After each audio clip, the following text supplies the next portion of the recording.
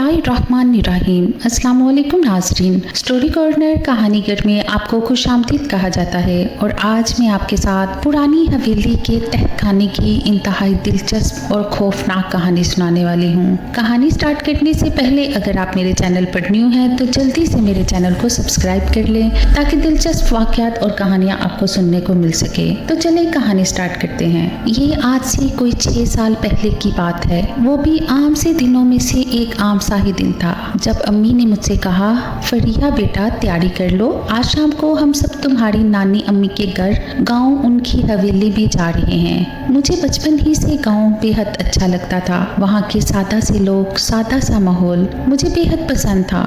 यही वजह थी कि अम्मी की बात सुनकर मैंने खुशी खुशी अपनी तैयारी शुरू कर दी और शाम को हम गांव के लिए रवाना हो गए। सक्खर के छोटे से गांव में मेरी नानी अम्मी अपने बड़े बेटे और बहू के साथ रहती थी। मेरा खुशी से बुरा हाल था और अपनी इस खुशी में हर गुजरता लम्हा बड़ा होता जा रहा था।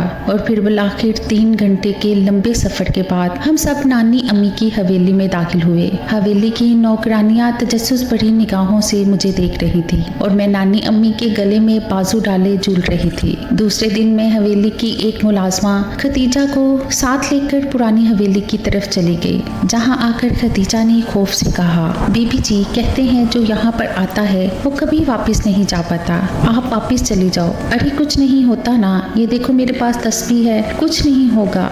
नहीं जी मैं तो जा रही हूँ।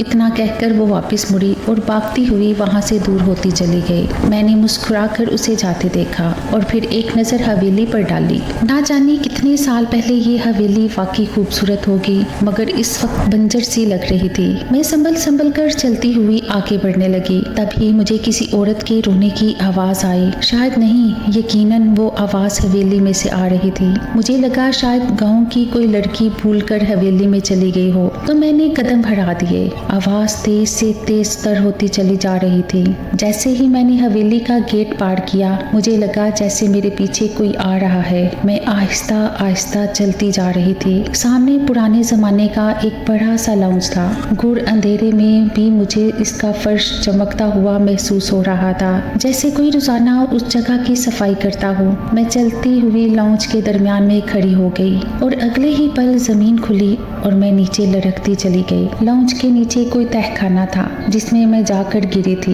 एक पल के लिए मुझे लगा जैसे मेरे जिस्म की सारी हड्डियों का कचूमर निकल गया हो। मैं तकलीफ से करहा कर रह गई। फिर मुझे कोई होश ना रहा। ना जाने कितनी देर बाद मेरी आंख खुली। चकराते सर को थाम कर मैंने इर्द गिर्द देखा तो मारे खौफ के मेरे मुंह से न जाने कितनी चीखें निकलती चली गईं। उस तहखाने में चारों तरफ खून बिखरा पड़ा था और खून में लथपथ न जाने कितने ढेर ढांचे पड़े थे। तुम्हें घबराने की जरूरत नहीं है लड़की। मुझे अचानक एक भारी आवाज सुनाई दी। उससे भयानक आवाज मैंने आज तक नहीं सुनी थी।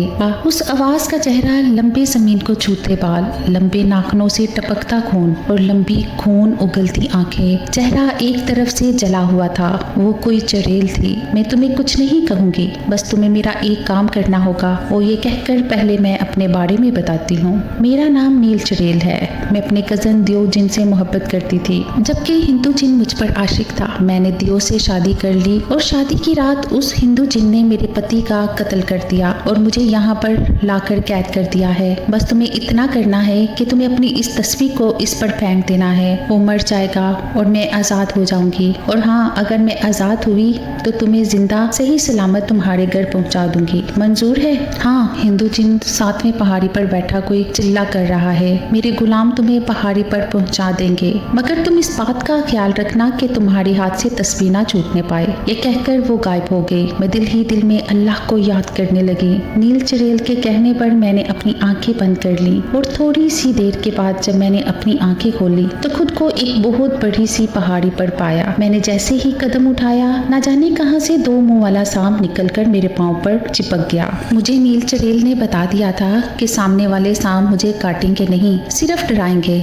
इसलिए मैंने कलमा पढ़कर जैसे ही उस पर फूंका वो पल भर में गायब हो गई। न जाने मेरे सामने कितनी चीजें आती गईं और मैं चलती चली गई। आखिर मुझे नील चुड़ैल को आजाद करवाना था, यानी खुद भी आजाद होना था। फिर बल आखिर मैं 7वें पहाड़ी पर पहुंच गई। सामने बहुत ही बड़ी शक्ल वाला हिंदू जिन बैठा कुछ पढ़ रहा था। मैंने आंखें बंद करके हाथ में पकड़ी तस्बीह उस पर फेंक दी और अगले ही पल हिंदू जिन को आग ने अपनी लपेट में ले लिया। मैं वहीं पर गिरी और बेहोश हो गई। जब मेरी आंख खुली मैं नानी के घर पर थी। अम्मी अब्बू मुझ पर झुके हुए थे। अम्मी बताती हैं कि मैं उन्हें पुरानी हवेली में बेहोश पड़ी मिली थी। मैंने अकीदत से इस तस्बीह को चूमा जिसे मैं पढ़ती हूँ, जिसने मेरी जान बचाई थी। वाकई कुछ वाकयात ऐसे होते हैं जो आपको अंदर तक लर्जा कर रख देते हैं। उम्मीद करती हूँ कि आज की कहानी आपको अच्छी लगी होगी। मज़ीद अच्छी कहानियों और वाकयात के लिए मेरे चैनल को सब्सक्राइब करें, वीडियो को लाइक करें। अल्लाह निगहबान।